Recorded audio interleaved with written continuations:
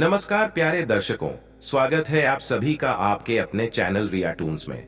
अगर आप सच्चे सनातनी हैं और भगवान भोलेनाथ पर अटूट श्रद्धा रखते हैं तो कृपया इस वीडियो को लाइक करें और चैनल को सब्सक्राइब करना न भूलें। आज की कहानी न सिर्फ प्रेरणादायक है बल्कि इसमें जीवन बदल देने वाला गहरा संदेश भी छुपा है, इसलिए इसे अंत तक जरूर सुनें, क्योंकि गरुड़ पुराण में भी कहा गया है, जो कथा अधूरी छोड़ दी जाती है वह पाप का कारण बनती है। तो चलिए बिना देर किए आरंभ करते हैं आज की यह सुंदर और शिक्षाप्रद कहानी। हर इंसान की जिंदगी में कुछ ऐसे मोड़ आते हैं जहां उसे लगता है कि जीवन बोझ बन गया है। दुख, तनाव, रिश्तों की टूटन और आत्मा की बेचैनी उसे अंदर से खा जाती है। लेकिन ऐसे ही एक मोड़ पर जब एक आम इंसान को एक साधु मिला तो उसने उसे 4 ऐसी बातें बताई जो उसके जीवन की दिशा ही बदल सकती थी। एक नगर में राहुल नाम का एक व्यक्ति रहता था। राहुल की जिंदगी एक भरी दोपहर में सूनी सी लगती थी। उम्र 30 के पार हो चली थी, परंतु मन अब भी उलझा हुआ था, कहीं रिश्तों की कड़वाहट में, कहीं अपने सपनों की अधूरी परछाइयों में। दिन भर दफ्तर की नौकरी, शाम को मोबाइल की स्क्रीन और रात को अनजानी चिंता, यही उसका जीवन था। एक दिन की बात है, राहुल ने सब कुछ छोड़कर अकेले कहीं निकल जाने की ठानी। कोई तय मंजिल नहीं थी, बस एक थैला उठाया और पैदल चल पड़ा उस दिशा में जहां मन ले जाए। घंटों चलने के बाद वह एक पहाड़ी गांव में पहुंचा। वहां की हवा में कुछ अलग था, शांति थी, ठहराव था और कुछ ऐसा जो उसे अपने अंदर खींचता जा रहा था। गांव के बाहर एक पुराना पीपल का पेड़ था, जिसके नीचे एक वृद्ध साधु बैठे थे। सफेद दाढ़ी, आंखों में गहराई और चेहरे पर ऐसा तेज मानो बरसों की तपस्या के बाद ज्ञान खुद उनके पास आ गया हो। राहुल थका हुआ था। उसने वहीं बैठते हुए पूछा, बाबा, क्या आपको लगता है जिंदगी वाकई कभी ठीक हो सकती है? साधु ने उसकी ओर देखा, फिर मुस्कुराते हुए बोले, तू जिंदगी को बोझ समझ रहा है क्योंकि तूने उसे समझा ही नहीं। अगर 4 बातें समझ ले तो यही जिंदगी तुझे स्वर्ग से भी प्यारी लगने लगेगी। राहुल चौंका। 4 बातें? उसने पूछा। हाँ, साधु ने कहा, लेकिन मैं तुझे वो बातें अभी नहीं बताऊंगा। पहले तुझे खुद को समझना होगा। जब तू पहली सीख के काबिल होगा तब मैं पहली बात बताऊंगा। राहुल को कुछ समझ नहीं आया, पर वह वहां से जाने को भी तैयार नहीं था। उसने फैसला किया कि वो गांव में कुछ दिन रहेगा। गांव के लोगों ने उसे सहजता से अपनाया। वह दिन भर किसी के खेत में काम करता, किसी की मदद करता और रात को वहीं किसी झोपड़ी में सो जाता। और हर शाम वह पीपल के पेड़ के नीचे जाकर साधु के पास बैठता। धीरे धीरे राहुल ने खुद को अलग रूप में महसूस करना शुरू किया। अब वह मोबाइल नहीं देखता था और न ही पुराने अफसोसों की चर्चा करता था। वह सुबह सूरज को निहारता, पक्षियों की आवाज सुनता और सबसे जरूरी, खुद से बातें करता। एक शाम जब वह साधु के पास पहुंचा तो साधु बोले, अब तू थोड़ा बदल गया है। अब मैं तुझसे एक कहानी कहता हूं। इस कहानी में तेरा जवाब छिपा है। साधु ने कहना शुरू किया। बहुत समय पहले एक राजा था जिसके पास सब कुछ था, सत्ता, धन, सेना, सम्मान। लेकिन उसके भीतर एक अजीब बेचैनी थी। हर रोज उसे लगता था कि कुछ छूट रहा है, कुछ अधूरा है। वह विद्वानों से मिला, गुरुओं से मिला, पर समाधान नहीं मिला। एक दिन एक फकीर उसके राज्य में आया। राजा ने उसे बुलाया और अपनी बेचैनी के बारे में बताया। फकीर मुस्कुराया और बोला, राजन, जब तू 4 सूत्र समझ जाएगा तेरी आत्मा शांत हो जाएगी। राजा ने कहा, तो मुझे वो 4 सूत्र बताइए। फकीर बोला, पहले तू अपने महल से निकल, जंगल की यात्रा कर, वहां तुझे पहला उत्तर मिलेगा। राजा राजी हो गया और उसी पल महल छोड़ जंगल की ओर निकल पड़ा। राहुल चुपचाप सुनता रहा। साधु बोले, अब तू भी उसी राजा की तरह है। 4 सूत्र जानने की इच्छा है, पर पहले यात्रा जरूरी है, अपने भीतर की यात्रा। क्या तू तैयार है? राहुल ने बिना सोचे कहा, हाँ बाबा, मैं तैयार हूं। साधु बोले, तो कल सुबह सूरज निकलने से पहले नदी के उस पार वाले टीले पर जाना। वहां तुझे वो पहला अनुभव मिलेगा जो तेरे भीतर कुछ तोड़ देगा और फिर जोड़ देगा। राहुल को पूरी बात रहस्यमयी लगी, लेकिन उसे विश्वास था कि ये यात्रा उसे खाली नहीं लौटाएगी। अगली सुबह वह अंधेरे में ही उठा, हाथ में एक लाठी और मन में जिज्ञासा लिए वह नदी पार कर टीले की ओर चल पड़ा। रास्ता पथरीला था, कांटे भी थे और 1-2 बार गिरा भी, पर रुका नहीं। टीले के ऊपर पहुंचने पर सूरज की पहली किरणों ने उसे छुआ। वहां केवल एक बूढ़ा किसान बैठा था जो मिट्टी में कुछ खोद रहा था। राहुल पास गया और पूछा, आप यहाँ क्या कर रहे हैं?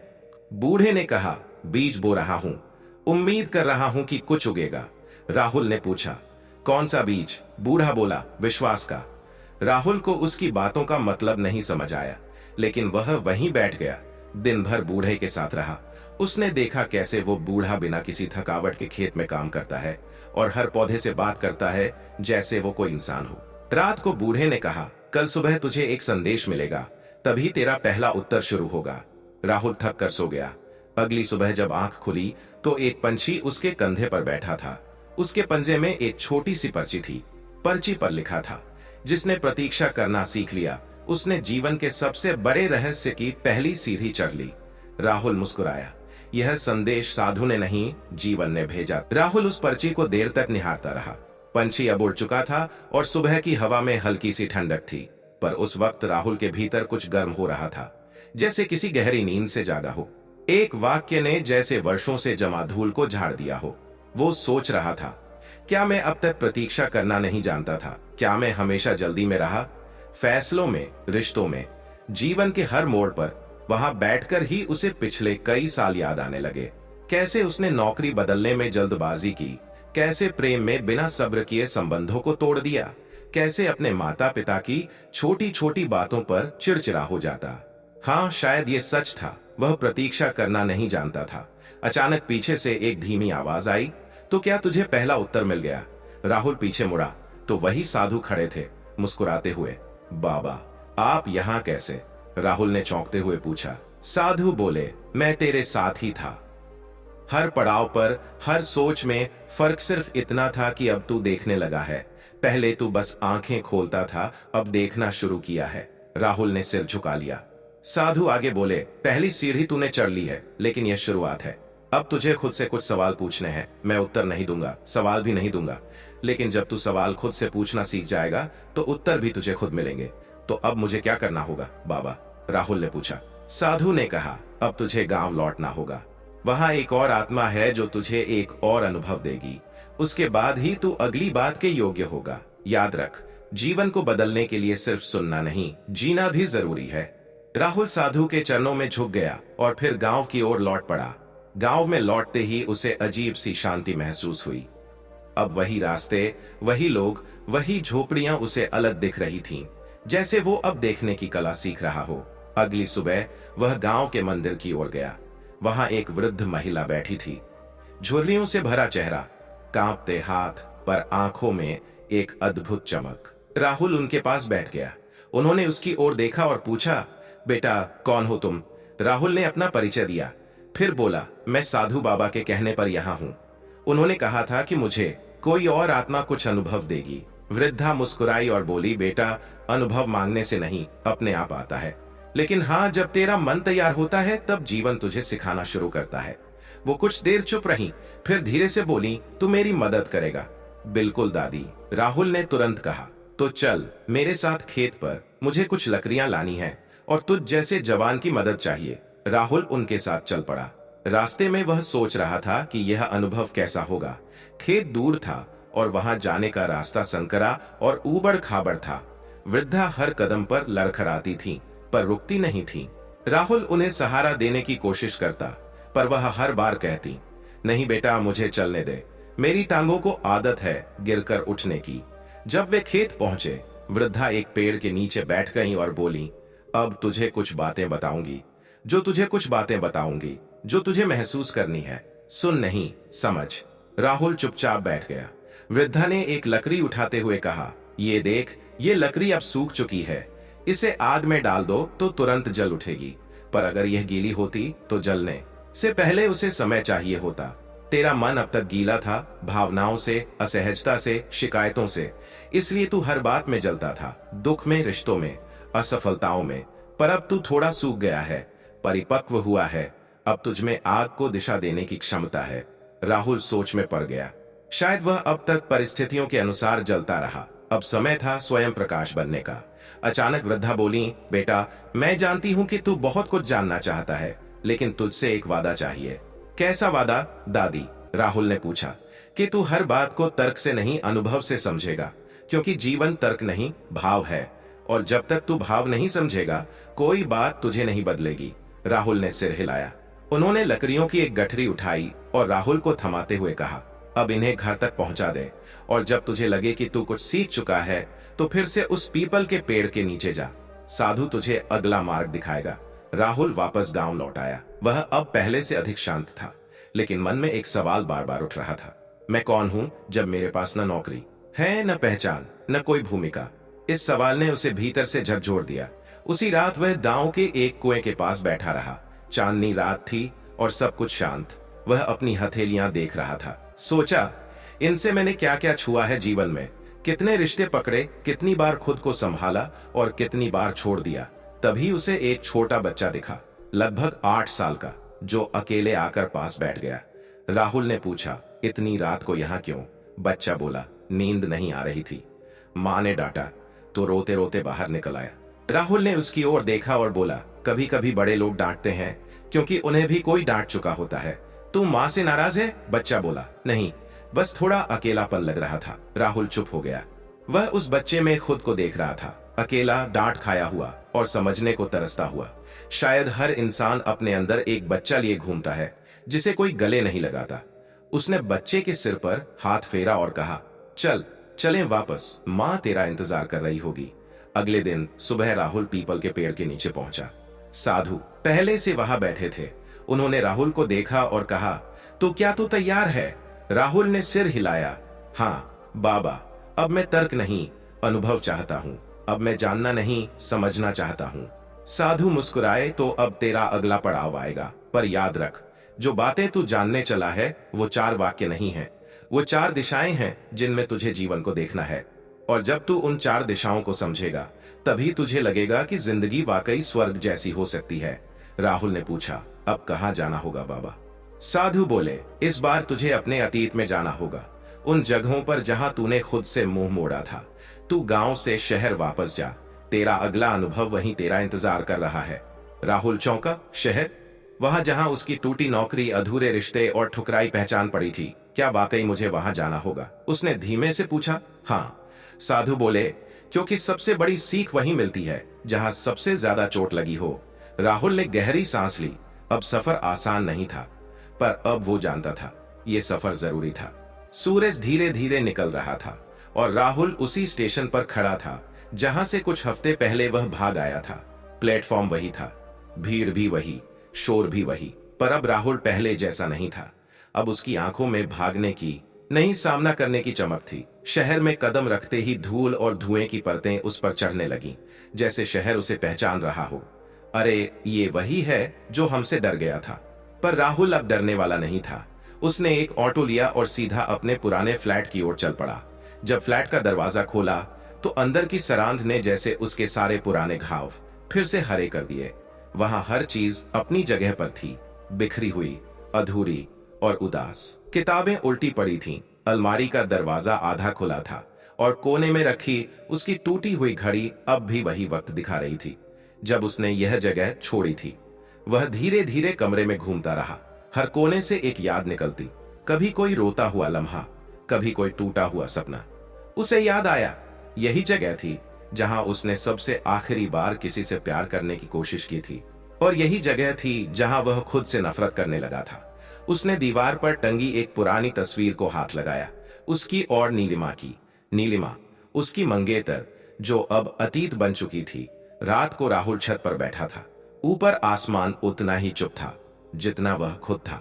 उसे लगा कि वह फिर से टूटने लगा है, पर तभी उसे याद आया, तू भावों में बह नहीं सकता, तुझे उन्हें जीकर पार करना है। यह वही वृद्धा की बात थी। अचानक उसका फोन बजा। स्क्रीन पर नाम था, आदित्य। बॉस। राहुल चौंका। यह वही व्यक्ति था जिसने उसे नौकरी से निकाला था। कांपते हाथों से उसने कॉल उठाया। हेलो। आदित्य की आवाज आई। राहुल, उम्मीद नहीं थी कि तुम फोन उठाओगे। राहुल ने संयम से कहा, बोलिए सर। मैंने सुना तुम शहर लौट आए हो। एक मीटिंग है, एक पुराना क्लाइंट वापस हमसे काम करवाना चाहता है, और मजे की बात यह है कि उस प्रोजेक्ट को वही संभालना चाहता है जिसने उसे शुरू किया था। तुम। राहुल को कुछ समझ नहीं आया। क्या आप फिर से मुझे काम पर रख रहे हैं? उसने चौंक कर पूछा। आदित्य ने कहा, ये एक ऑफर है, 2 हफ्तों का ट्रायल। अगर तुम तैयार हो तो कल 10 बजे ऑफिस में मिलो। कॉल कट गया। राहुल वहीं छत पर बैठा रह गया। दिल में एक अजीब उथल पुथल चल रही थी। क्या यही अगला अनुभव है? क्या उसे वापस उसी जगह काम करना है जहां से वह आत्मसम्मान तोड़कर भागा था? अगले दिन सुबह वह तय वक्त पर ऑफिस पहुंचा। सब कुछ पहले जैसा था। वही रिसेप्शन, वही चुप्पी, वही लोग जो उसे अजीब नजरों से देख रहे थे। वह मीटिंग रूम में पहुंचा जहां आदित्य पहले से बैठा था। बैठो, आदित्य ने कहा। राहुल बैठ गया। आदित्य ने सीधे सीधे बात शुरू की। देखो राहुल, मैंने तुम्हें निकाला था क्योंकि तुम्हारा रवैया घमंडी हो गया था। तुम किसी की सुनते नहीं थे, टीम को संभाल नहीं पा रहे थे और क्लाइंट्स नाराज थे। लेकिन एक बात थी जो अब भी याद है, तुम्हारे आइडियाज। तुम्हारे पास जो सोच थी वो इस कंपनी को आगे ले जा सकती थी, पर तुमने खुद को खो दिया। राहुल ने कुछ नहीं कहा। आदित्य आगे बोला, अब ये तुम्हारा मौका है, खुद को साबित करने का नहीं बल्कि खुद को फिर से समझने का। राहुल ने सिर हिलाया। अगले कुछ दिन राहुल ने उस प्रोजेक्ट पर मेहनत की जो कभी उसका सपना हुआ करता था। अब वह लोगों से शांति से बात करता, हर काम को ध्यान से करता और सबसे बड़ी बात, अब वह नतीजों से ज्यादा प्रक्रिया में विश्वास करने लगा था। टीम के कुछ लोग उसके पास आए और बोले, राहुल, तुम पहले जैसे नहीं रहे, अब तुम में गुस्सा नहीं समझदारी है। राहुल मुस्कुरा देता, पर इस बदलाव के बीच कुछ और भी बदल रहा था। वह अब नीलिमा को याद करने लगा था। उसके बिना यह शहर अधूरा लग रहा था। एक शाम वह पुराने कैफे गया जहां वो अक्सर नीलिमा से मिलता था। वहां की एक वेट्रेस ने उसे पहचाना और कहा, आप बहुत दिन बाद आए। राहुल ने धीमे से मुस्कुराते हुए पूछा, नीलिमा अब भी आती है यहाँ? वेट्रेस ने कहा, हाँ कभी कभी, पर अब वो ज्यादा बात नहीं करती, हमेशा किताब लेकर बैठती है और खामोश रहती है। राहुल वहीं एक कोने में बैठ गया। सोचने लगा, क्या मैं उससे मिलूं? क्या वो अब भी मुझे स्वीकार करेगी? उसी रात उसने एक चिट्ठी लिखी, बिना पता, बिना नाम के, सिर्फ एक कागज पर एक पंक्ति, मैं अब भी वही हूं जहां हम बिछड़े थे, पर इस बार खुद को लेकर लौटा हूं। अगले दिन राहुल फिर ऑफिस गया। अब आदित्य ने उसे टीम के सामने खड़ा किया और कहा, यह है हमारी वापसी की मिसाल, जिसने खुद को फिर से गढ़ा है। राहुल ने टीम की ओर देखा। आंखों में आत्मविश्वास था, पर अहंकार नहीं। काम, शहर, रिश्ते सब बदल रहे थे, लेकिन कहीं ना कहीं उसके भीतर अभी भी एक सवाल अनकहा था, क्या मैं अब अगली बात के योग्य हूं? रात को राहुल ने साधु को याद किया, बाबा अब क्या? जैसे ही उसने आंखें बंद की, उसे वही स्वर सुनाई पड़ा, जब तू अतीत से भागे बिना वर्तमान को स्वीकार करता है, तब तू भविष्य को गढ़ने लायक बनता है। राहुल की आंखें नम हो गई। वह जानता था अगला संकेत अब पास था। शायद अब दूसरा अनुभव पूरा होने को था, पर असली परिवर्तन तब होगा जब वह उन 4 बातों को जीना शुरू करेगा। रात के 2 बजे थे। राहुल अपने अपार्टमेंट की खिड़की से बाहर झांक रहा था।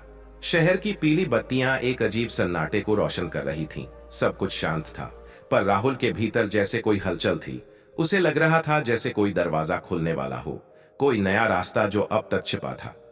अचानक उसके फोन पर एक अनजान नंबर से मैसेज आया, कल सुबह 6 बजे शिव मंदिर के पीछे वाले घाट पर मिलो, अकेले आना। एक पुराना परिचित। राहुल चौंका। यह नंबर किसी का नहीं था जिसे वह जानता हो, पर किसी कारणवश उसके भीतर डर नहीं बल्कि एक खिंचाव था, जैसे यह मुलाकात तय थी। सुबह 5:15 पर राहुल तैयार हो गया। सड़कें खाली थीं। ठंडी हवा में उसके भीतर कुछ कांपता भी था, पर साथ में एक उत्सुकता भी थी। घाट पर पहुंचा तो वहां सिर्फ कोहरा था और पानी की धीमी आवाज।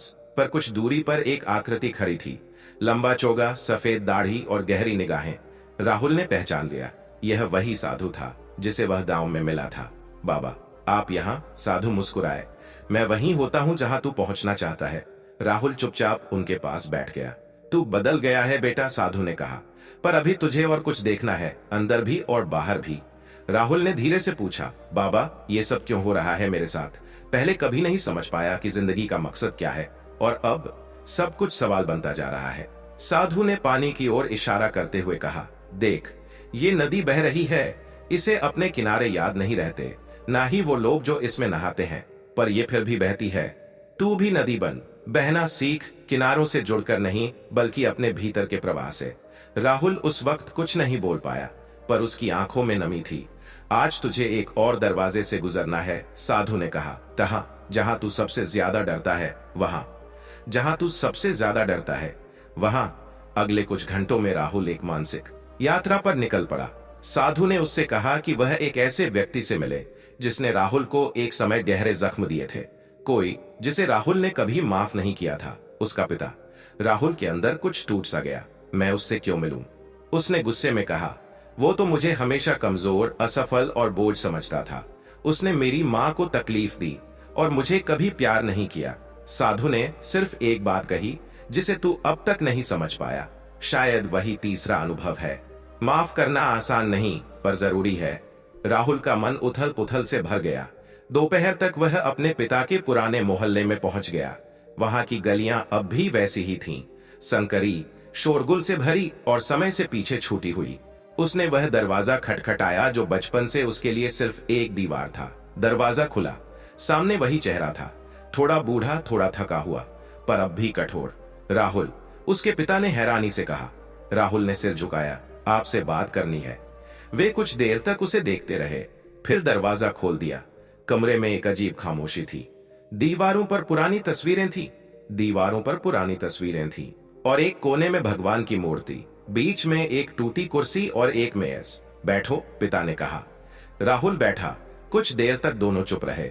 फिर राहुल ने कहा, आप जानना चाहते हैं मैं यहाँ क्यों आया? पिता ने कुछ नहीं कहा, क्योंकि मैं माफ करना चाहता हूँ, पर समझ नहीं आता कैसे। मैं आज भी उन बातों से डरता हूँ जो आपने मुझसे कही थी। तू किसी लायक नहीं है, तेरे जैसे लोग दुनिया में कुछ नहीं कर सकते। पिता का चेहरा सख्त था, पर आंखें भीगने लगी थीं। उन्होंने धीमी आवाज में कहा, मैंने तेरी माँ को भी दुख दिए। हाँ, दिया, और तुझे भी। मैं तब खुद से नाराज था। मेरी नौकरी छूट गई थी, पैसे नहीं थे, और मैं तुम्हारे सामने हमेशा असफल पिता लगता था। मैंने अपनी नाकामियां तुझ पर निकाल दी। राहुल की आंखों से आंसू बहने लगे। यह वो शब्द थे जो उसने कभी सोचे नहीं थे कि सुनने को मिलेंगे। यह वो शब्द थे जो उसने कभी सोचे नहीं थे कि सुनने को मिलेंगे। मैंने माफ नहीं किया बाबा, लेकिन शायद आज शुरुआत करना चाहता हूँ, राहुल ने कहा। पिता ने उसका हाथ पकड़ लिया। वह शाम राहुल के लिए एक नई शुरुआत थी। उसने महसूस किया कि असली शांति भीतर से आती है, और कभी कभी वो लोग भी बदल जाते हैं जिन्हें हम कभी नहीं समझ पाए। रात को वह अपने अपार्टमेंट लौटा। वह छत पर गया और आसमान की ओर देखा। उसके चेहरे पर शांति थी, पर साथ ही एक सवाल। अब क्या? वह अंदर आया तो मेज पर एक चिट्ठी रखी थी, बिना नाम की। जब तू अपने अतीत से गले लगाना सीख गया, अब तू उस भाव को समझने के लिए तैयार है जिसे सब खोजते हैं लेकिन समझते नहीं। मिलेंगे उस जगह जहां तेरी आत्मा सबसे ज्यादा डरती है, पर वहीं सबसे ज्यादा मुक्त होती है। राहुल समझ गया। अगला अनुभव शुरू होने वाला था, पर अब वह डरा हुआ नहीं था। अब वह तैयार था, स्वर्ग जैसी जिंदगी की ओर एक और कदम बढ़ाने। रात भर राहुल की नींद अधूरी रही। साधु की चिट्ठी में लिखी पंक्तियां उसके दिमाग में गूंजती रहीं। मिलेंगे उस जगह जहां तेरी आत्मा सबसे ज्यादा डरती है, पर वहीं सबसे ज्यादा मुक्त होती है। राहुल समझ रहा था कि उसकी यात्रा अब बाहर की नहीं, भीतर की हो गई है, और भीतर की यात्राएं सबसे कठिन होती हैं, क्योंकि वहां कोई नक्शा नहीं होता, सिर्फ अनुभव और एहसास होते हैं। सुबह उसने अपने मोबाइल, लैपटॉप और हर वो चीज बंद कर दी जो उसे दुनिया से जोड़े रखती थी। बस एक बैग में कुछ कपड़े रखे और निकल पड़ा। उसे नहीं पता था वो कहां जा रहा है, बस इतना कि अब उसे उस दरवाजे तक पहुंचना है जहां डर बैठा है, इंतजार में। रेल की खिड़की से बाहर खेत, पहाड़, झोपड़ियां और लोग दौड़ते जा रहे थे। राहुल चुपचाप बैठा रहा, अपनी ही सोच में डूबा। पहली बार उसने महसूस किया कि बाहर का शोर अब भीतर नहीं गूंजता। ये एक शांत यात्रा थी, और शायद यही वो बदलाव था जिसकी उसे जरूरत थी। 3 घंटे बाद वह एक छोटे से स्टेशन पर उतरा। शिवपुर। यह जगह ना तो पूरी तरह गांव थी, न पूरी तरह शहर। यहाँ लोग धीरे चलते थे और वक्त भी मानो सुस्ता रहा था। सामने साधु खड़े थे। राहुल के चेहरे पर हल्की मुस्कान आई। आ गया तू, साधु बोले। अब वो देखने का समय आ गया है जिससे तू अब तक भागता रहा है। क्या मुझे पहले जान लेना चाहिए कि क्या होने वाला है? राहुल ने पूछा। अगर तू पहले जान लेगा तो तेरे अनुभव खोखले हो जाएंगे, साधु ने कहा। बस आंखें बंद रख, पर मन खुला। राहुल को एक पहाड़ी गुफा की ओर ले जाया गया। वहां ठंड थी, अंधेरा था, और हवा की आवाज किसी प्राचीन मंत्र की तरह गूंज रही थी। ये गुफा तेरी आत्मा का प्रतीक है, साधु ने कहा। जो अंदर छिपा है उसे तू जानता है, पर स्वीकार नहीं करता। अब वक्त है देख लेने का। राहुल ने मोमबत्ती जलाई और गुफा में अकेले चला गया। जैसे जैसे वो भीतर गया, अंधेरा और घना होता गया। कुछ दूर जाकर वो रुक गया। वहां सामने एक दर्पण रखा था। जर्जर धूल से भरा हुआ, पर अब भी अक्स दिखाता हुआ। राहुल ने झांका और उस दर्पण में खुद को देखा, पर यह वो आज का राहुल नहीं था। यह एक बच्चा था, घबराया हुआ, आंखों में डर, चेहरा आंसुओं से भरा हुआ। राहुल समझ गया, यह उसका ही बीता हुआ रूप है, जो आज भी कहीं भीतर जिंदा है। दर्पण के सामने वह बैठ गया। धीरे धीरे उसे बीते पल याद आने लगे। वो दिन जब स्कूल में उसे सबके सामने डांट पड़ी थी, जब उसके दोस्तों ने उसका मजाक उड़ाया था, जब उसके मन ने मान लिया था कि वह कमजोर है। मैं आज भी उस बच्चे को अपने अंदर छिपा कर रखे हूं, राहुल बुदबुदाया। वह बच्चा अचानक दर्पण से बाहर निकल आया, आंखों में डर लेकर। तुम मुझे अब भी छिपा कर रखते हो, बच्चे ने कहा। तुम मुझे कभी समझे नहीं, मुझसे नफरत की। राहुल की आंखों से आंसू बहने लगे। मैं खुद से डरता था, उसने कहा। तुम मेरी ही परछाई थे। मैं तुम्हें मार देना चाहता था क्योंकि तुम मेरे असली रूप को दिखाते थे। बच्चा पास आया और राहुल की गोद में सिर रखकर रोने लगा। अब मत छिपाना मुझे, वह बोला। राहुल ने उसे बाहों में भर लिया। कई मिनटों तक गुफा में सिर्फ सिसकियों की आवाज रही। फिर धीरे धीरे वह बच्चा राहुल के भीतर समा गया, जैसे दो हिस्से अब एक हो गए हों। मोमबत्ती बुझ गई, पर अब अंधेरा डरावना नहीं था। राहुल बाहर आया। साधु इंतजार कर रहे थे। क्या देखा तूने? साधु ने पूछा। मैंने खुद को देखा, राहुल बोला। जैसे पहली बार मैंने अपने डर को गले लगाया, और अब वह डर नहीं रहा। साधु मुस्कुराए। अब तू अपने भीतर के सत्य को जानने के लिए तैयार है। राहुल को गांव के एक पुराने आश्रम में ले जाया गया। वहां एक बूढ़ा ऋषि ध्यान में लीन था। साधु ने उसका परिचय करवाया। ये गुरुदेव हैं जो तेरे अंतिम द्वार तक तुझे ले चलेंगे। गुरुदेव ने आंखें खोली और राहुल की ओर देखा। उनकी आंखों में सागर की गहराई थी, शांत, व्यापक और सब जानने वाली। तू काफी दूर से आया है, गुरुदेव बोले, पर अब तुझे खुद में ही उतरना है। राहुल उनके सामने बैठ गया। गुरुदेव ने कहा, ध्यान कर, पर लक्ष्य पाने के लिए नहीं। बस बैठ और देख अपने भीतर उठते भावों को, जैसे किसी और के हो। राहुल ने आंखें बंद की। शुरू में कुछ नहीं हुआ, फिर धीरे धीरे सोचें आने लगीं। उसकी असफलताएं, रिश्ते, अपमान और वह भारीपन जिसे वह सालों से ढोता आया था, वह सब उठने लगा, जैसे सतह पर आकर हवा में घुल रहा हो।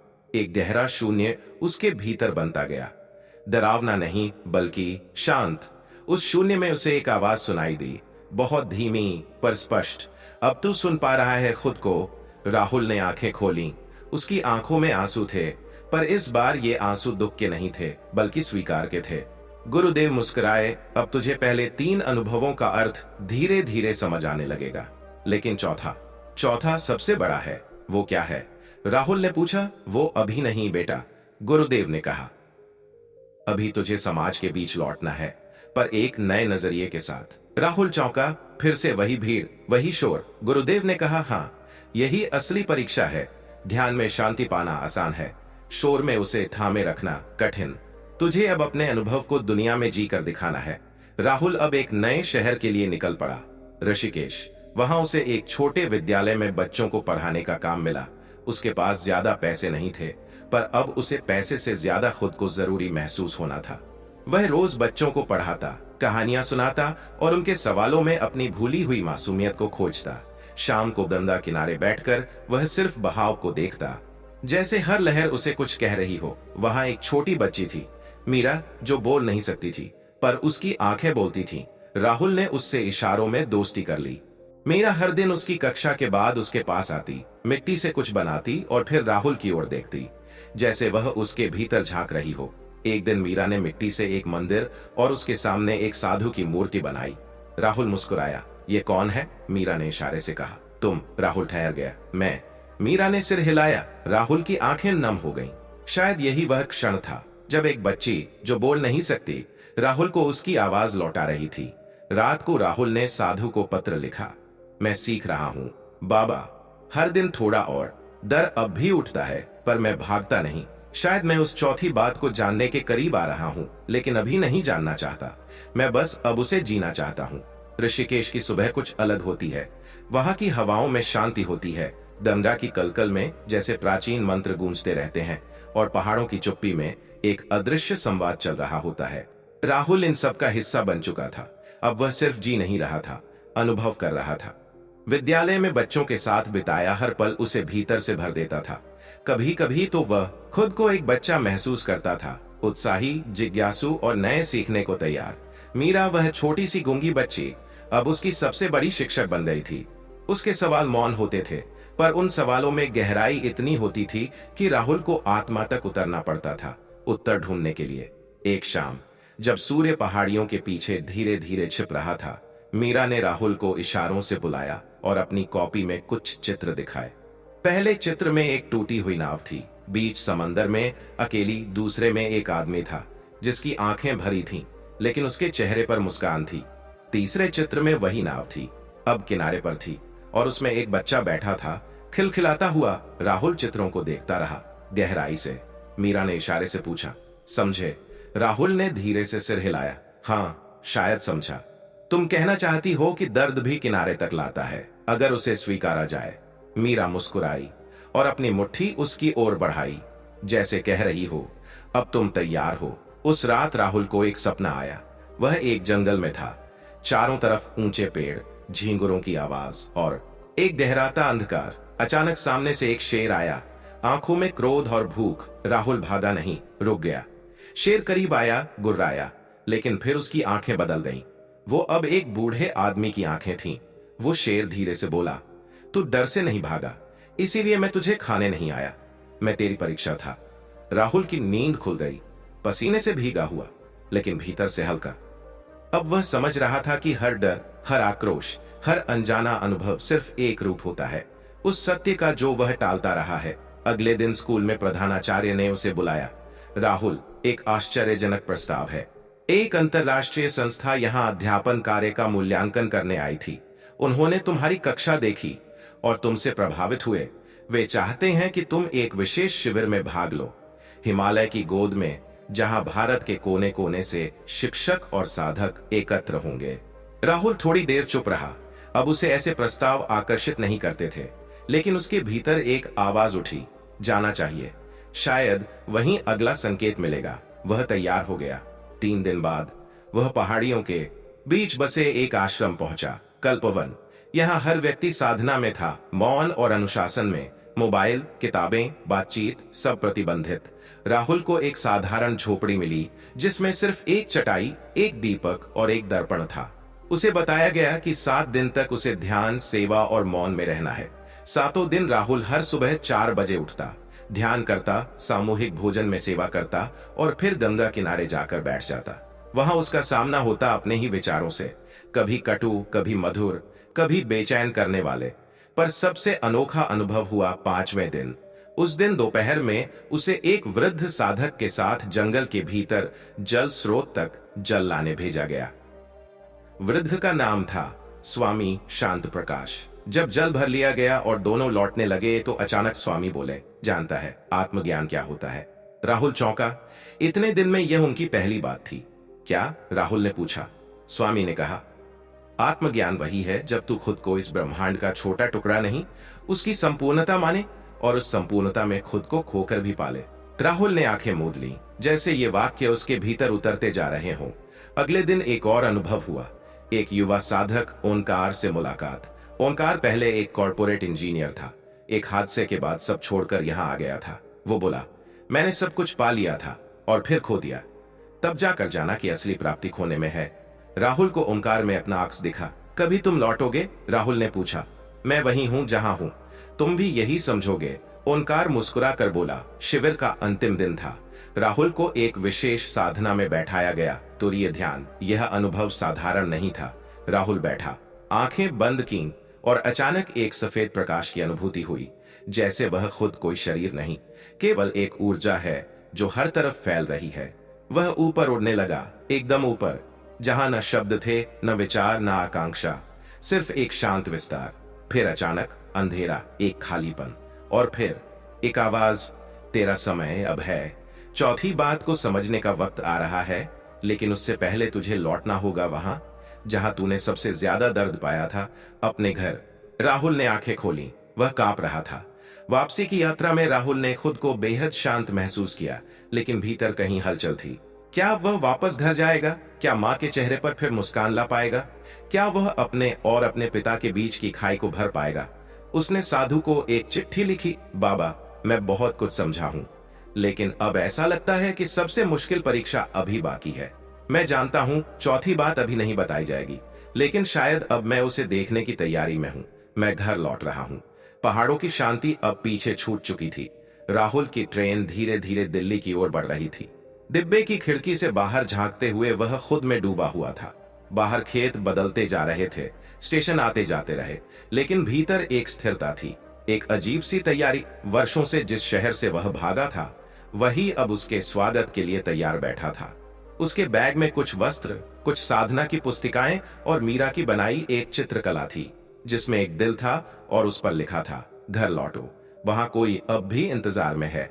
राहुल का घर अब वैसा नहीं था जैसा वह छोड़कर गया था। दीवारें पुरानी पड़ चुकी थीं, दरवाजे जरा ढीले और छत पर जाले लटकते थे, लेकिन घर के भीतर एक परिचित खुशबू अब भी थी। माँ के हाथों की बनी रसोई की, बचपन की धूप की और उन अधूरी बातों की जो कभी कही नहीं जा सकी। दरवाजा माँ ने ही खोला। कुछ पल दोनों बस एक दूसरे को देखते रहे। माँ की आंखों में पहले हैरानी थी, फिर नमी और फिर एक थरथराता सवाल, तू सच में आ गया? राहुल ने सिर हिलाया और माँ के पैरों को छूते हुए बस इतना कहा, अब की बार कहीं नहीं जाऊंगा माँ। माँ ने उसे गले लगाया। वो गले लगाना कोई साधारण क्रिया नहीं थी, जैसे कोई टूटा हुआ रिश्ता एक बार फिर जोड़ दिया गया हो। घर में बदलाव साफ था। राहुल के पापा अब पहले जैसे कठोर नहीं थे, लेकिन एक दूरी अब भी थी। वह बात करते समय नजरें नहीं मिलाते, खाना परोसते वक्त कोई टिप्पणी नहीं करते और अखबार के पीछे छुपे रहते। राहुल जानता था, संबंधों की दीवारें शब्दों से नहीं, अनुभवों से गिरती हैं। वह धैर्य रखने लगा। हर दिन वह घर की छोटी छोटी जिम्मेदारियां उठाने लगा। माँ को बाजार ले जाना, पुराने बक्से साफ करना और सुबह की चाय खुद बनाना। एक दिन जब वह बरामदे में झाड़ू लगा रहा था, पापा ने चुपचाप आकर पूछा, अब क्या करेगा तू? राहुल ने कहा, अभी खुद को ठीक से जान रहा हूं, फिर कुछ ऐसा करूंगा जो दूसरों के काम आ सके। पापा ने कोई उत्तर नहीं दिया, बस अखबार पलटते हुए वापस चले गए। उस शाम राहुल छत पर बैठा था।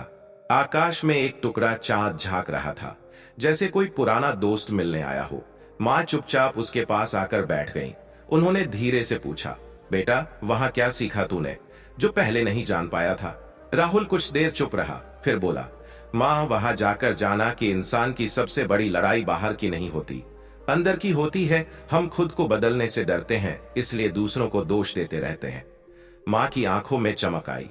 वह बोली, तेरे पापा भी बदल गए हैं बेटा, बस उन्हें भी तू समझेगा तो सब ठीक हो जाएगा। राहुल मुस्कुरा दिया, समझने की कोशिश तो हर रोज कर रहा हूं माँ, अब भागूंगा नहीं। अगले दिन राहुल पास की एक पाठशाला में गया। वहां के प्रधानाचार्य से मुलाकात की और बच्चों को पढ़ाने की इच्छा जताई। प्रधानाचार्य ने थोड़े संदेह से पूछा, आप पहले कहां पढ़ाते थे? राहुल ने अपनी पिछली सेवा और प्रमाण पत्र दिखाए, लेकिन उसने यह भी कहा, मैं केवल पढ़ाने नहीं, बच्चों से खुद भी सीखने आया हूं। प्रधानाचार्य प्रभावित हुए। उन्होंने राहुल को विशेष कक्षा सौंपी। उन बच्चों की जो पढ़ाई में कमजोर माने जाते थे, जो सामान्य कक्षा में पिछड़ जाते हैं। राहुल की यह नई यात्रा अब शहर में शुरू हो चुकी थी। सुबह वह माँ के साथ चाय बनाता, फिर स्कूल जाता और शाम को कुछ पुराने मित्रों से मिलने निकलता। इन मुलाकातों में उसे एक अजीब बदलाव दिखा। जिन दोस्तों को वह कभी जीवन का केंद्र समझता था, अब वे उसकी बातें नहीं समझता था। तुझ ने कहा, तू साधु बन गया है क्या? कुछ हंसते हुए बोले, अब प्रवचन देने लगा है तू। राहुल ने मुस्कुराकर सबका सामना किया। अब उसे इन प्रतिक्रियाओं से न आहत होना आता था, न प्रभावित। एक दिन की बात है, स्कूल में एक बच्चा अर्जुन बहुत गुस्से में था। उसने राहुल से बात करने से इनकार कर दिया। पूरे समय सिर झुकाए बैठा रहा। क्लास के बाद राहुल ने उसे रोका। गुस्सा किस पर है? अर्जुन बोला, घर पर सब मुझसे नाराज रहते हैं, कुछ अच्छा करूं तब भी डांटते हैं, इसलिए अब मैं कुछ नहीं करूंगा। राहुल ने अर्जुन का हाथ थामते हुए कहा, अगर मैं भी यही सोचता तो शायद आज भी पहाड़ों में छिपा बैठा होता, लेकिन मैंने यह सीखा, कोई तुम्हें समझे या नहीं, अगर तुम खुद को समझते हो तो तुम्हें रुकना नहीं चाहिए। अर्जुन कुछ नहीं बोला, बस उसके कंधे पर सिर रख दिया, जैसे अनकही बातें समझ ली गई हों। शाम को जब राहुल घर लौटा तो माँ ने बताया कि उनके मोहल्ले में एक धार्मिक कार्यक्रम रखा गया है, सत्संग। राहुल ने माँ के कहने पर वहां जाना स्वीकार किया। कार्यक्रम में साधु, संत और समाज सेवी आए थे। भजन गाए गए, प्रवचन हुए और फिर दर्शकों से संवाद का समय आया। राहुल को मंच पर बुलाया गया। बिना किसी पूर्व सूचना के वहां खड़े होकर उसने जो कहा वह सभा की दिशा ही बदल गया। मैं कोई ज्ञानी नहीं, बस एक साधक हूं। जीवन ने मुझे बहुत कुछ सिखाया और सबसे बड़ी बात यह है कि जब तक हम खुद से भागते रहेंगे तब तक हर समाधान बाहर ही ढूंढते रहेंगे। लेकिन जैसे ही हम खुद को देखना शुरू करते हैं, सच में बिना डर के, तो जवाब अपने आप मिलने लगते हैं। लोग चुप थे, कोई ताली नहीं, कोई सवाल नहीं, लेकिन उनके चेहरे बता रहे थे कि कुछ भीतर छू गया है।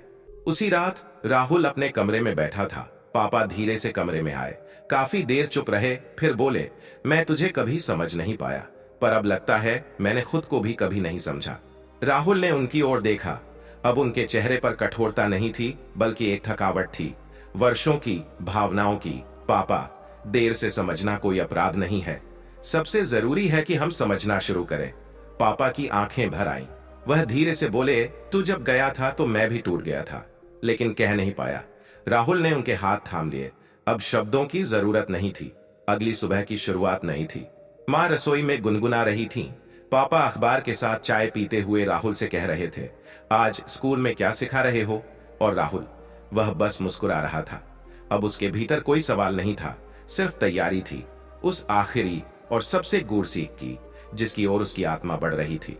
राहुल की दिनचर्या अब सुव्यवस्थित हो चली थी। सुबह जल्दी उठकर ध्यान, फिर स्कूल, शाम को मोहल्ले के बच्चों को कहानियां सुनाना और रात को माँ के साथ रसोई की मदद।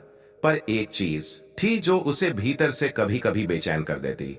वो यह कि जो गहराई उसने आश्रम में अनुभव की थी, वह अब धीरे धीरे धुंधली होती जा रही थी।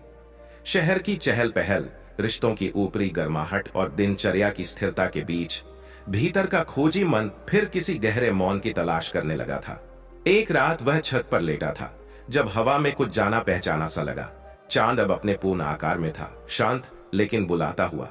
उसे याद आया तल्पवन आश्रम के वो अंतिम शब्द जो गुरुजी ने उससे कहे थे, तू जब लौटेगा तो एक दिन चांद तुझे फिर बुलाएगा, तब समझना कि तेरी अगली परीक्षा शुरू हो गई है। उसने आंखें बंद कर ली और मन में वही मौन फिर से उभर आया जिसे वह अब तक खो बैठा था। अगली सुबह वह मोहल्ले की पुरानी लाइब्रेरी गया, जहां कभी वह घंटों किताबें पढ़ा करता था। वहां एक पुरानी पुस्तक उसकी ओर खुद ही खिसकती सी लगी, अंतरयात्रा, मौन से संवाद तक। किताब पलटते ही पहली पंक्ति में लिखा था, जब बाहर की दुनिया उत्तर न दे तब भीतर की आवाजें सुनो। राहुल किताब लेकर घर लौट आया। कई दिनों तक वह गहराई से उसे पढ़ता रहा। उसमें एक रहस्यमयी अध्याय था, स्मृति की चौखट पर जो ठहर जाए उसे सत्य की सीढ़ियां बुलाती हैं। उसने ठान लिया, अब समय है एक बार फिर खुद के भीतर उतरने का। इन्हीं दिनों स्कूल में एक विशेष आमंत्रण आया। नगर के समीप एक अंतर यात्रा शिविर का आयोजन हो रहा था, जहां विभिन्न आध्यात्मिक साधक, ध्यानकर्ता और मार्गदर्शक एकत्र होने वाले थे। राहुल को याद आया, मीरा ने पहले भी ऐसे किसी शिविर का जिक्र किया था। वह बिना किसी संदेह के नाम लिखवा आया। घर पर माँ को उसने सहजता से बताया, कुछ दिन के लिए जाना है, बस कुछ अंदर का सफर तय करने। माँ ने माथा छूकर कहा, जो सफर तुझे सच्चा करे वो हमेशा शुभ होता है बेटा। शिविर नगर से कुछ दूर एक शांत पहाड़ी के किनारे आयोजित था। हरे भरे पेड़ों के बीच छोटी छोटी कुटियां और एक विशाल ध्यान कक्ष। यहाँ मोबाइल, घड़ी और बातचीत सब पर प्रतिबंध था, केवल मौन, अनुशासन और आत्म साक्षात्कार। राहुल को कुटिया संख्या 7 मिली। शुरुआत के दिन उसने फिर वही सीखा, सांसों की लय, शरीर की चेतना, विचारों की गति और भावनाओं का प्रवाह। पर 5वें दिन एक विशेष ध्यान सत्र रखा, दया स्मृति संधान ध्यान, जिसमें हर साधक को अपने अतीत के किसी विशेष क्षण का गहराई से साक्षात्कार करना था। राहुल ने ध्यानमग्न होते ही पाया वह फिर से उसी रात में पहुंच गया है जब वह पहली बार घर छोड़कर भागा था। उस रात पापा ने उससे कुछ कठोर शब्द कहे थे, तू कुछ नहीं कर पाएगा जिंदगी में, बस किताबें पढ़कर ज्ञान बांटना आता है तुझे। राहुल का दिल टूट गया था और वह गुस्से में बिना कुछ कहे निकल गया था। अब इतने वर्षों बाद उसी क्षण को जब उसने फिर से देखा तो उसे पहली बार लगा, पापा ने ये शब्द शायद डर में कहे थे कि कहीं उसका बेटा भटक न जाए। अतीत का वह पल अब एक नए प्रकाश में दिख रहा था। ध्यान के भीतर ही वह खुद से बुदबुदाया, पापा को भी डर था और मैं भी डरा हुआ था, लेकिन हमने दोनों ने ही मौन ओढ़ लिया। आंखें खुली तो वो रो रहा था, लेकिन इस बार वो आंसू दर्द के नहीं थे, वो किसी पुराने बोझ के उतरने की शांति में बह रहे थे।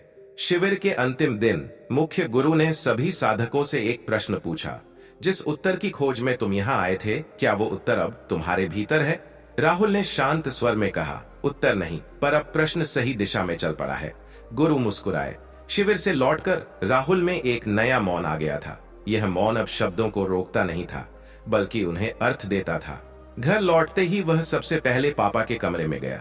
वहां पापा अकेले बैठे थे, दीवार की ओर देख रहे थे। राहुल उनके पास जाकर बैठा और बोला, पापा, उस रात आपने जो कहा था वो अब लगता है मैं आपको उस रात समझ नहीं पाया था। पापा चुप रहे कुछ देर तक, फिर बोले, मैं भी खुद को नहीं समझ पाया था बेटा, और तेरी खोज में तुझे दोषी मान बैठा। दोनों की आंखों में नमी थी, लेकिन अब वो नमी बोझ नहीं थी, बस एक पुल थी जो उन्हें जोड़ रही थी। उस रात राहुल ने माँ से कहा, माँ, अब लगता है वो चौथी बात शायद बहुत करीब है। माँ ने मुस्कुराकर कहा, हाँ बेटा, जब तेरा चेहरा देखती हूँ तो लगता है जैसे तू अब खुद में लौट आया है। राहुल फिर छत पर जाकर लेट गया। वही चांद अब फिर सिरहाने था, लेकिन इस बार वह कोई संकेत नहीं दे रहा था। शायद इसलिए कि राहुल अब खुद संकेत बन गया। सुबह की ताजी हवा अभी भी खुली खिड़की से कमरे में बह रही थी। राहुल उठकर शीशे के सामने आया और अपनी परछाई को देखा। वह अब उतनी धुंधली नहीं थी जितनी पहले हुआ करती थी। एक अजीब सी ताजगी थी, जैसे भीतर की जड़ें मजबूत हो गई हों। वह यादों के थपेड़ों में खुद को फिर से पाता। पिता की माफी, मीरा की मासूमियत, स्मृति संधान, ध्यान में दिखे अतीत के दृश्य। पर आज उसकी आत्मा कुछ और खोज रही थी। कहीं बोध हो रहा था कि उसका अगला कदम कहीं और ले जाएगा। स्कूल पहुंचते ही उसने देखा कि अर्जुन, वह लड़का जो कभी गुस्से में बैठा रहता था, वहीं खेलते बच्चों के बीच मुस्कुरा रहा था। जब राहुल ने उसकी ओर इशारा किया तो अर्जुन ने सिर हिलाकर उसे धन्यवाद की मुद्रा दिखाई। राहुल का हृदय गर्म हुआ। उसे एहसास हुआ कि सेवा की यह लय अब उसके जीवन का अभिन्न अंग बन चुकी है। पर किस्मत को कुछ और ही मंजूर था। स्कूल से लौटते समय राह में एक वृद्ध महिला को गिरा हुआ पाया। वह हाथ जोड़कर मदद मांग रही थी, आंखों में बेचैनी, शरीर कांप रहा था। आसपास कोई नहीं था। राहुल तुरंत रुका। उसके भीतर पुरानी सीखें सक्रिय हो उठी। उसने धीरे से महिला का हाथ थामा, उसे उठाया और पास के पेड़ की छांव में बिठाया। दादी, आप ठीक हैं? उसने पूछा। दादी की आवाज कांप रही थी। बेटा, एहसास हुआ कि रास्ता मोड़ते समय मेरा पैर फिसल गया, अब चल नहीं पा रही। राहुल ने अपनी तरह की मुस्कान दी। मैं आपको घर छोड़ आता हूँ, आप बताइए कहाँ जाना है? दादी ने अपना पता बताया। मोहल्ले के दूसरी ओर एक ढलान पर बनी झोपड़ी। राहुल ने अपने बैग से बोतल निकाली और पानी पिलाया, फिर दादी को दोनों कंधों पर सहारा देकर धीरे धीरे वहां तक पहुंचाया। रास्ते भर वह दादी से चुपचाप बातें समझने की कोशिश करता रहा, पर दादी मौन बनी रही, आंखों में बस आभार झलकता रहा। जब उन्होंने झोपड़ी का दरवाजा खोला तो भीतर एक बच्चे की हलचल सुनाई दी। भीतर उसने देखा एक बच्चा जिसकी मां बीमार थी और पिता मजदूरी पर गए हुए थे। दादी अपनी पोती का ख्याल रख रही थीं। राहुल ने निहाल होकर पूछा, मैं कुछ मदद कर सकता हूँ? दादी ने थरथराते स्वर में कहा, बेटा, कल सुबह बाजार जाना है क्या? दवा और राशन के पैकेट लेने। राहुल ने तुरंत हामी भरी। अवश्य। अगली सुबह वह नहा धोकर तैयार हुआ और आटे से बनी एक छोटी रोटी लेकर दादी के यहाँ पहुंच गया। मां बनने की न किसी रस्म की परवाह, उसका इरादा बस सेवा करना था। दादी की झुर्रियों के बीच मुस्कुराहट खिली और बच्ची की आंखों में जिज्ञासा उभरी। राहुल ने बाजार से दवाइयां और राशन लिया। वापसी पर उस बच्ची को एक किताब भी ले दिया, कुछ रंग बिरंगे चित्रों वाली, जिसे वह पढ़ना देखना अभी सीख रही थी। ये तुम्हारे लिए। उसने खोले हुए पन्नों पर उंगली घुमाई। बच्ची ने आंखें चमकाकर उसे गले लगा लिया। राहुल के भीतर एक अनकहा कंटक सा घुल गया। यह संवेदना पहले से कहीं अधिक तीव्र थी। उसे महसूस हुआ कि जब हम बिन शर्त देने लगते हैं तो जीवन अपने सबसे कोमल रूप में लौट कर आता है। दोपहर को स्कूल में बच्चे अचानक उसकी ओर खड़े हो गए। सबके हाथों में रंग बिरंगे गुब्बारे थे। एक ने कहा, सर, आज हम आपका पुनः स्वागत करना चाहते हैं। आपने दादी और बच्ची की कितनी मदद। राहुल की आंखें नम हो आईं। गुब्बारे हवा में ऊंचे उड़ रहे थे, एक क्षणिक खुशी के गोले, पर उनके भीतर कोई गहरा भाव था। उसने बच्चों को समझाया, अगर आप किसी की मदद करते हो तो उसकी मुस्कान सबसे बड़ा इनाम होती है। गुब्बारे तो उड़ जाएंगे, पर ये अनुभव जिंदगी भर साथ रहता है। शाम को घर लौटकर राहुल ने साधु को पत्र लिखा। बाबा, आज मैंने दादी और बच्ची की सेवा की और अनुभव की गहराई कुछ और ही निकली, पर अभी भी वह थोड़ा अधूरा सा लगता है। चौथी बात अब भी मुझसे दूरी बनाए हुए है। मैं तैयार हूँ जहां भी अगला पाठ हो। रात को वह छत पर जा बैठा। चांद फिर पूर्ण था, पर उसकी रोशनी आज कुछ नरम सी लगी। ऐसा लगा जैसे चांद भी अभिवादन कर रहा हो। अच्छा किया लौट कर आया। राहुल ने धीमी सांस ली और मन में वही प्रश्न उठाया, उस चौथी बात का बोध मुझे किस रूप में मिलेगा। उसी क्षण एक धीमी हवा चली, चांद की किरणें झिलमिला उठी और दूर कहीं शाम के कलरव में तालियां सुनाई दी। बाहर एक उत्सव का शोर उठ रहा था। संयोग नहीं सोचकर राहुल उठ खड़ा हुआ। उसने महसूस किया कि उसे फिर बाहर जाना है, शहर के उमंगों में, समाज की भागदौड़ में, जहां लोग खुशियां मनाते हैं, पर कहीं किसी की पीड़ा भी छिपी होती है। अगले दिन सुबेरे ही वह बस पकड़कर नगर के बीच स्थित उत्सव मैदान पहुंच गया। वहां रंग बिरंगे झंडे, स्टेज पर कार्यक्रम और भीड़ में नाचते गाते लोग थे, पर बीच बीच में स्तब्ध लोग भी थे। कुछ बूढ़े मजदूर, कुछ भूखे छात्र जिन्हें भंडारे में नहीं डाला गया था। राहुल उन मुस्कानों और उन विमुख चेहरों के बीच चला गया। उसने देखा कि आयोजकों ने कुछ व्यवस्था भूल कर रखी है। कुछ जरूरतमंदों के लिए फूड कॉर्नर बंद था। अपने भीतर की ऊर्जा को पहचानकर वह स्वयं ही आयोजकों के पास गया, उन्हें स्थिति बताई और कुछ स्वयं सेवकों को जुटाकर भूखे लोगों को खाना खिलाया। लोग हैरान थे, यह कौन है? सर, हमसे कहा न गया। राहुल ने मुस्कुराकर कहा, मैं कहने आया हूं जहां आप भूल कर गए हैं वहां मैं आपकी जगह सेवा कर लूंगा। शाम तक उत्सव का माहौल बदल गया। जहां पहले एक छोटी सी उपेक्षा की चुभन थी, अब लोगों के चेहरों पर राहत थी। आयोजकों ने आकर उसे धन्यवाद कहा और जल्द ही वह फिर से कार्यक्रम में शामिल हो गया। मंच पर न जाकर, पर पीछे खड़े रहकर सबके साथ तालियां बजाई। वापसी पर उसकी जेब से एक पर्ची फैल गई। साधु का लिखा, फिर वही मुड़ते समय वाला संकेत, जब तू सबकी पीड़ा में शामिल होगा तब तेरी अंतिम सीख तेरे सामने आएगी। राहुल ने पर्ची को शांत हाथों से उठाया। इस बार वह हंस पड़ा। यह संकेत उतना रहस्यमयी नहीं रहा था जितना कि सचेत। उसने महसूस किया कि चौथी बात अंततः उसी भाव से जुड़ी है जो सेवा और करुणा के आदान प्रदान से परे है। एक ऐसी एकाकारता जिसमें सबका दुख, सबकी खुशी और सबका अस्तित्व एक ही धागे में बंधा हो। पर वह बात अभी कहने को तैयार नहीं थी, क्योंकि असली अनुभूति तो तब होगी जब वह इस एकाकारता को बिना किसी आवश्यकता के जी पाएगा।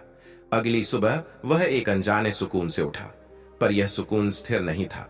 मानो कोई हलचल, कोई पुकार उसे फिर भीतर बुला रही थी।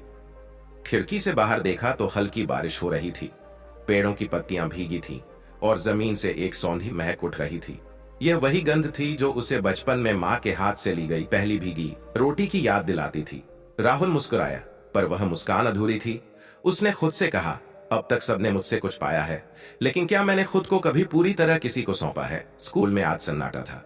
किसी त्योहार की छुट्टी थी, लेकिन राहुल गया था यह सोचकर कि शायद कोई बच्चा या कोई अभिभावक मदद मांगने आ जाए। पर जब वह क्लासरूम में पहुंचा तो वहां एक लड़का बैठा था, बिल्कुल चुप, आंखें नीचे, गले में मी शर्ट और हाथ में टूटी पेंसिल। तुम्हारा नाम क्या है? राहुल ने धीरे से पूछा। लड़के ने धीरे से सिर उठाया। राघव। आज स्कूल बंद है, फिर भी आए क्यों? राघव ने जवाब दिया नहीं, बस अपनी टूटी पेंसिल दिखा दी और जेब से एक पन्ना निकाला जिसमें टेढ़े मेढ़े अक्षरों में लिखा था, मैं पढ़ना चाहता हूं, पर घर में कहा गया है कि अब काम सीखो। राहुल के भीतर कुछ चुप गया। ये शब्द सिर्फ एक लड़के के नहीं थे, यह पूरी पीढ़ी की पुकार थी जो अपनी मासूमियत के बदले काम का बोझ उठा रही थी। उसने राघव को पास बुलाया और कहा, आज हम सिर्फ एक पाठ पढ़ेंगे, खुद पर भरोसा करने का। वह उसे लाइब्रेरी ले गया, कुछ चित्रों की किताबें दिखाई और धीरे धीरे उसे शब्दों से जोड़ना शुरू किया। राघव की आंखों में चमक आई, जैसे भीतर कहीं से कोई बुझा दिया गया दीपक फिर से जल उठा हो। उसी शाम राहुल जब लौट रहा था तो बाजार में उसे एक परिचित चेहरा दिखा। वह उसी दादी की पोती थी जो अब स्कूल जाने लगी थी।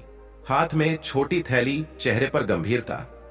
क्या हुआ? राहुल ने पूछा। लड़की बोली, दादी को फिर से चक्कर आया है, मैं दवा लेने आई हूं लेकिन पैसे पूरे नहीं पड़े। राहुल बिना कुछ बोले उसके साथ दवा दुकान पहुंचा, पैसे दिए और खुद चलकर दादी के घर गया। वहां दादी खाट पर लेटी थी, सांसें तेज पर चेहरे पर संतोष। तू फिर आ गया बेटा, दादी ने धीरे से कहा। मैं गया ही कब था दादी, राहुल ने झुककर उनके माथे पर हाथ रखा। दादी ने एक पीतल का पुराना डिब्बा खींचा और राहुल को थमाया। ये मेरी माँ की निशानी है, इसमें कुछ नहीं है, पर जब तुझमें कभी विश्वास डगमगाए तब इसे देखना। राहुल ने डिब्बा लिया। खाली था, पर जैसे भीतर ब्रह्मांड सिमटा हो। रात को उसने उसे खोलकर देखा। डिब्बा वाकई खाली था, पर वह खालीपन मौन नहीं था। उसके भीतर एक प्रतीक था। सत्य और श्रद्धा के लिए कभी प्रमाण की आवश्यकता नहीं होती। राहुल देर तक डिब्बे को थामे बैठा रहा। उसने महसूस किया कि आज उसने जो दिया वह कोई वस्तु नहीं थी, वह था समय, स्पर्श, ध्यान और सबसे बढ़कर स्वयं को खो देना। अगली सुबह फिर एक नया मोड़ आया। स्कूल की प्रधानाध्यापिका ने उसे बुलाया। राहुल जी, उन्होंने कहा, नगर परिषद से सूचना आई है। वे चाहते हैं कि आप शहर के बाहर एक दूरस्थ गांव में शिक्षा परियोजना पर काम करें। वहां शिक्षक नहीं है, 1 साल की तैनाती है। राहुल के भीतर हलचल हुई। शहर छोड़ना, परिचित बच्चों को छोड़ना, अपना बना हुआ संसार पीछे छोड़ना। आपके पास 2 दिन है सोचने के लिए, उन्होंने कहा। राहुल ने चुपचाप सिर हिला दिया। उसी दिन शाम को वह साधु का पत्र खोल बैठा जो महीनों पहले आया था। उसमें अंतिम पंक्तियां थीं, कभी कभी चौथी बात पाने के लिए अपने बने बनाए घोंसले को छोड़ना पड़ता है। शब्द अब अर्थ की शक्ल में सामने खड़े हो गए थे। राहुल जानता था यह उसके जीवन की अगली परीक्षा है। उसने मीरा को बुलाया, जो अब युवती बन चुकी थी और उसके साथ अक्सर बच्चों को पढ़ाने आती थी। मीरा, मुझे तुमसे कुछ कहना है, राहुल ने गंभीर स्वर में कहा। आप फिर से कहीं जा रहे हैं ना? मीरा ने पहले ही पढ़ लिया था। राहुल हंस पड़ा। हाँ, लेकिन अब यह विदाई नहीं, एक नया परिचय है। मीरा ने धीरे से पूछा, तो क्या आप फिर कभी लौटेंगे? राहुल ने कहा, शायद मैं वहीं से कुछ ऐसा लौटाऊंगा जो लौटने से भी बेहतर होगा। मीरा की आंखें नम थीं, पर उनमें गर्व भी था। उस रात राहुल छत पर बैठा और पहली बार उसने खुद से कहा, शायद चौथी बात अब दूर नहीं, पर वह तब सामने आएगी जब मैं कोई सवाल पूछना बंद कर दूं। चांद आज बादलों में छिपा था, पर राहुल जानता था वो वहां है। जैसे जीवन की सबसे सच्ची बातें जो छिपी जरूर होती हैं, पर कभी खोती नहीं। अगले दिन सुबह वह गांव के लिए निकलने से पहले स्कूल गया। बच्चों को गले लगाया, राघव को अपनी नई किताब दी, दादी की पोती को स्कूल बैग और मीरा को वह पीतल का डिब्बा। कभी इसमें कुछ न भरना, उसने कहा, बस इसे यूं ही रखना, खाली पर अर्थ से भरा हुआ। मीरा ने डिब्बा थामा जैसे वह कोई ज्योति हो, और फिर राहुल गांव की ओर बढ़ चला। नई जमीन, नई पीढ़ी और उस चौथी बात की ओर जो बस एक मोड़ की दूरी पर प्रतीक्षा कर रही थी। गांव की ओर जाने वाली वह पगडंडी किसी और ही दुनिया में ले जा रही थी। मोबाइल का सिग्नल धीरे धीरे गायब हो गया था। शहर की चहल पहल पीछे छूट चुकी थी और सामने थी सिर्फ हरियाली, धूल और कभी कभी बच्चों की हंसी। गांव का नाम था भीरगढ़, जहां शिक्षा नाम की चीज अभी भी सपना थी। वहां के लोग सीधी सादी जिंदगी जीते थे, पर आंखों में उम्मीद की एक बुझती बुझती लौ अब भी बाकी थी। पहले दिन गांव के प्रधान ने राहुल से कहा, मास्टर जी, यहाँ लोग कहते हैं कि पढ़ाई से पेट नहीं भरता, लेकिन हमें यकीन है कि शायद आप कुछ अलग कर पाए। राहुल मुस्कुराया, मैं पढ़ाने नहीं, सीखने आया हूँ। अगले कई दिन राहुल ने वहां के बच्चों के साथ बिताए। बस्ती के एक पुराने मंदिर के आंगन में क्लास लगती थी। बच्चों के पास किताबें नहीं थीं, लेकिन जिज्ञासा उनके भीतर कूट कूट कर भरी थी। एक दिन एक बच्ची ने पूछा, मास्टर जी, आप यहाँ क्यों आए हैं? शहर में तो अच्छा काम था आपका। राहुल ने जवाब नहीं दिया। उसने सिर्फ मुस्कुरा कर कहा, कुछ बातें ऐसी होती हैं जो हमें खुद नहीं मालूम होती, बस दिल खींच लाता है। पर धीरे धीरे राहुल महसूस करने लगा कि यहाँ सिर्फ ज्ञान बांटना ही काफी नहीं है। गांव में बहुत सी समस्याएं थीं। पीने का पानी नहीं, बिजली नहीं, स्वास्थ्य की कोई सुविधा नहीं। एक दिन जब गांव की एक महिला गर्भावस्था में इलाज के बिना दम तोड़ गई, राहुल का दिल कांप गया। उसने फैसला किया, अब वह केवल शिक्षक नहीं रहेगा, वह आवाज बनेगा। उसने गांव वालों को इकट्ठा किया। अगर आप सब चाहें तो मिलकर बदलाव ला सकते हैं। मैं यहाँ अकेला कुछ नहीं कर सकता, लेकिन हम साथ चलें तो बहुत कुछ बदल सकता है। पहली बार गांव वालों ने आंखों में विश्वास के बीज देखे। उन्होंने साथ देने का वादा किया। अगले 3 महीनों में राहुल ने गांव के युवाओं को पढ़ाया, सरकारी योजनाओं की जानकारी दी, गांव की महिलाओं को स्वावलंबन सिखाया और बच्चों के लिए एक छोटी लाइब्रेरी शुरू की। पर अंदर ही अंदर वह जानता था, चौथी बात अब बहुत करीब है। एक दिन शाम को जब वह अकेले बैठा था तो एक बुजुर्ग साधु गांव में आए। उन्होंने किसी से नहीं कहा कि वह कहां से आए हैं, बस सीधे राहुल के पास पहुंचे। उन्होंने राहुल की ओर देखकर कहा, अब तुम तैयार हो चौथी बात जानने के लिए? राहुल चौंका। आप कौन है? जिसे तू खोज रहा है मैं उसका संदेशवाहक हूं। और चौथी बात वह तू पहले से जानता है, बस नाम नहीं दिया उसे। राहुल ने कहा, तो बताइए ना, वो क्या है? साधु मुस्कुराए, फिर बोले, चौथी बात है स्वीकार। अपने जीवन को, अपने दुखों को, अपनी सीमाओं को और दूसरों की असमानताओं को पूर्ण रूप से स्वीकार करना। क्योंकि जब तू जीवन को वैसे का वैसा स्वीकार करता है तब तू शिकायतों से मुक्त हो जाता है और वही मुक्ति तुझे स्वर्ग देती है। राहुल जैसे थम गया। हर सेवा, हर त्याग, हर आत्म अवलोकन सब किसी एक बिंदु पर जाकर टिकता था और वह था स्वीकार। जीवन जैसा है वैसा ही सुंदर है। समस्या तब होती है जब हम उसे वैसा नहीं मानते जैसा वह है। साधु उठे और चलने लगे। राहुल ने पीछे से पूछा, आप अब कहां जाएंगे? साधु रुके नहीं, सिर्फ एक बात हवा में छोड़ गए, जहां अगला किसी चौथी बात की तलाश में होगा। उस रात राहुल ने गांव के बच्चों को अपनी गोदी में लिया और तारों की ओर देखा। उसके चेहरे पर अब कोई भ्रम नहीं था, बस शांति थी। अब उसे समझ आ गया था, पहली बात सेवा जो हमें जोड़े रखती है, दूसरी बात आत्म अवलोकन जो हमें भीतर ले जाती है, तीसरी बात त्याग जो हमें मुक्त करता है और चौथी बात स्वीकार जो हमें संपूर्ण बनाता है। समय बीतता गया, दांव बदलने लगा, लोग जागने लगे और राहुल, वह अब कहीं और किसी और के जीवन में रोशनी बांट रहा होगा। शायद आपके शहर में, आपके आसपास, या शायद आपके भीतर ही चुपचाप फुसफुसाता हुआ। अगर इन चार बातों को समझ लिया तो जिंदगी सच में स्वर्ग जैसी बन जाएगी। प्रिय दर्शकों, आज की हमारी कहानी यहीं समाप्त होती है। हमें आशा है कि इस कहानी ने आपके दिल को छुआ होगा और इससे आपको जीवन के लिए कुछ नई सीख और प्रेरणा अवश्य मिली होगी। अगर आपको ये कहानी पसंद आई हो तो कृपया वीडियो को लाइक करें और हमारे चैनल रिया टून्स को सब्सक्राइब करना ना भूलें। हम जल्द ही एक नई प्रेरणादायक कहानी के साथ फिर मिलेंगे। तब तक के लिए विदा लेते हैं। जय श्री कृष्ण।